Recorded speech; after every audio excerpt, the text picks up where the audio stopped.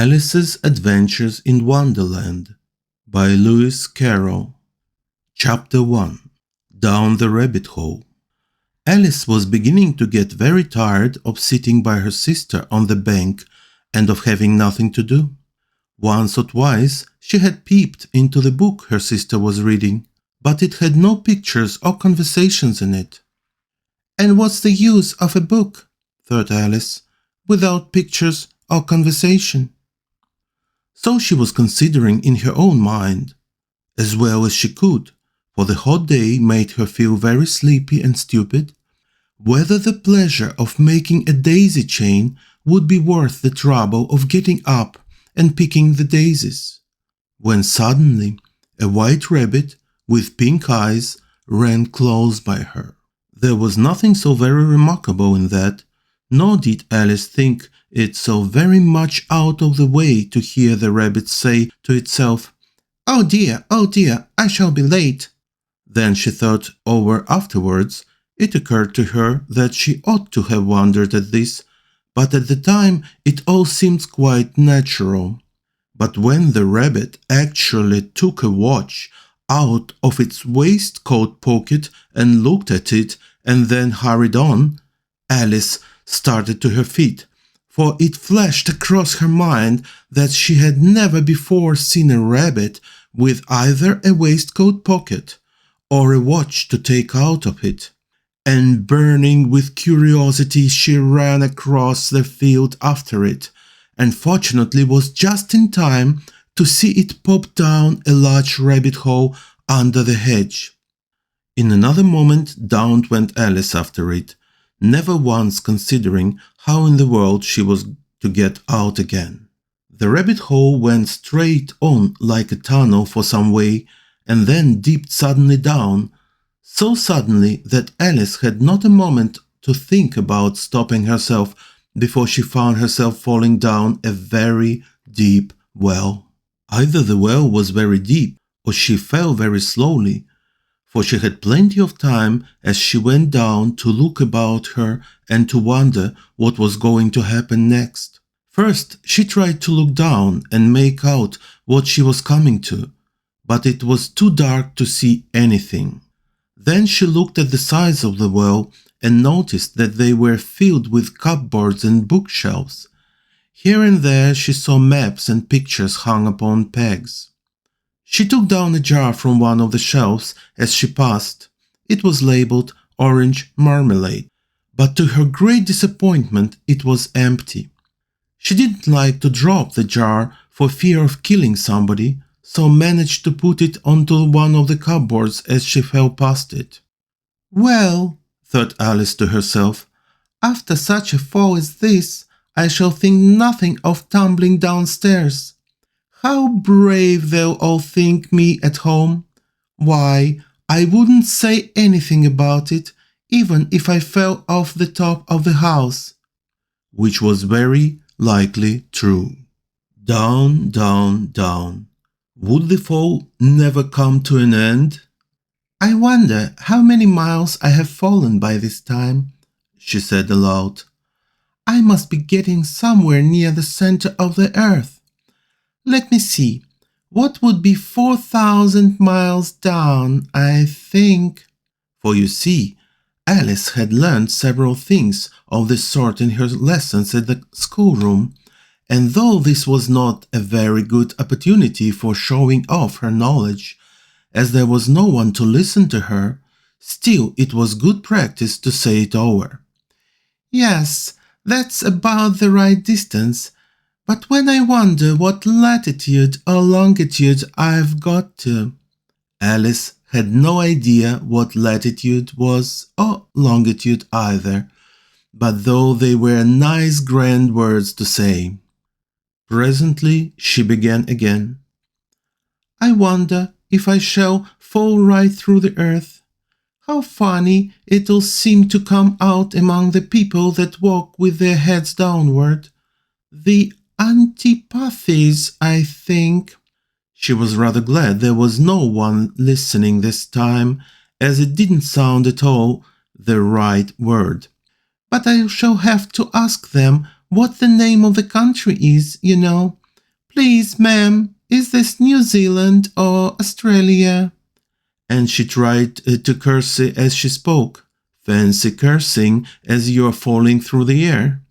Do you think you could manage it? And what an ignorant little girl she'll think me for asking. No, it'll never do to ask. Perhaps I shall see it written up somewhere. Down, down, down. There was nothing else to do, so Alice soon began talking again. Dinah'll miss me very much tonight, I should think. Dinah was the cat. I hope they'll remember her saucer of milk at tea time. Dinah, my dear, I wish you were down here with me. There are no mice in the air, I'm afraid, but you might catch a bat, and that's very like a mouse, you know. But do cats eat bats, I wonder?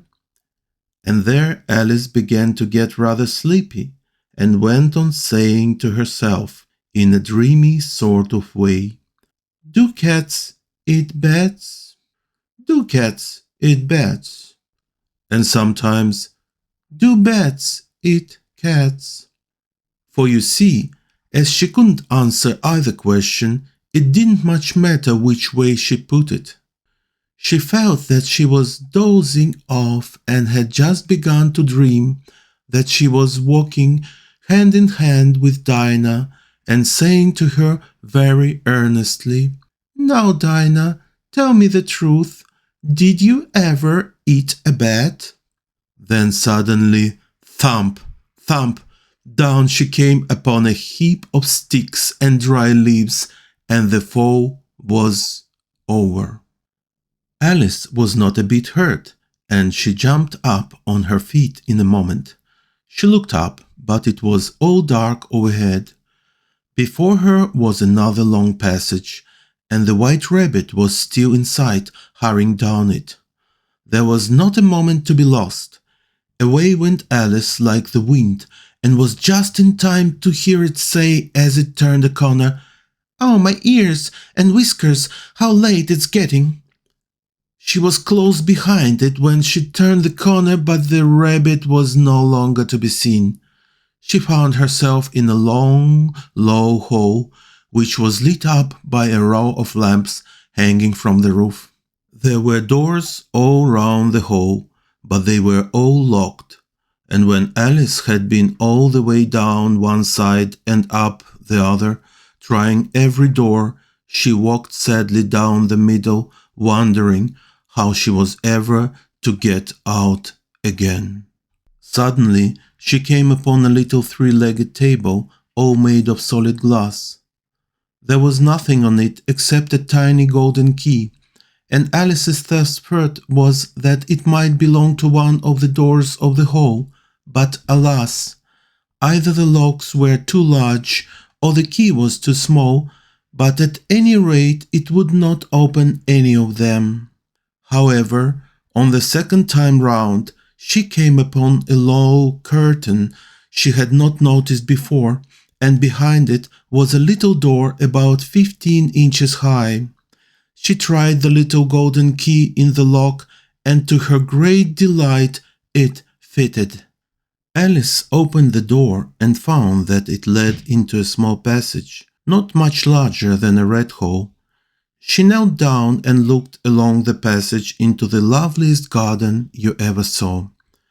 How she longed to get out of the dark hole and wander around among those beds of bright flowers and those cool fountains, but she could not even get her head through the doorway. "And even if my head would go through," thought poor Alice, "it would be of very little use without my shoulders. Oh, how I wish I could shut up like a telescope. I think I could, if I only know how to begin." For you see, so many out-of-the-way things had happened lately that Alice had begun to think that very few things indeed were really impossible. There seemed to be no use in waiting by the little door, so she went back to the table, half hoping she might find another key on it, or at any rate a book of rules for shutting people up like telescopes. This time she found a little bottle on it. "Which certainly was not here before," said Alice. And round the neck of the bottle was a paper label with the words "Drink me" beautifully printed on it in large letters. It was all very well to say "drink me," but the wise little Alice was not going to do that in a hurry. "No, I'll look first," she said, "and see whether it is marked poison or not." For she had read several nice little histories about children who had got burned and eaten by wild beasts and other unpleasant things, all because they would not remember the simple rules their friends had taught them, such as that a red-hot poker will burn you if you hold it too long, and that if you cut your finger very deeply with knife, it usually bleeds. And she had never forgotten that if you drink much from a bottle marked poison, it is almost certain to disagree with you sooner or later. However, this bottle was not marked poison, so Alice ventured to taste it, and finding it very nice. It had in fact a sort of mixed flavor of cherry tart, custard, pineapple, roast turkey, toffee, and hot buttered toast. She very soon finished it off. "What a curious feeling," said Alice. "I must be shutting up like a telescope." And so it was indeed.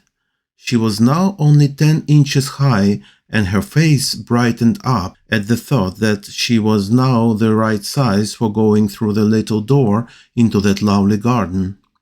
First, however, she waited for a few minutes to see if she was going to shrink any further. She felt a little nervous about this. "For it might end, you know," said Alice to herself, "in my going out altogether like a candle. I wonder what I should be like then." And she tried to fancy what the flame of a candle is like after the candle is blown out, for she could not remember ever having seen such a thing. After a while, finding that nothing more happened, she decided on going into the garden at once. But alas for poor Alice, when she got to the door, she found she had forgotten the little golden key, and when she went to the table for it, she found she could not possibly reach it. She could see it quite plainly through the glass, and she tried her best to climb up one of the legs on the table, but it was too slippery, and when she had tired herself out with trying, the poor little thing sat down and cried.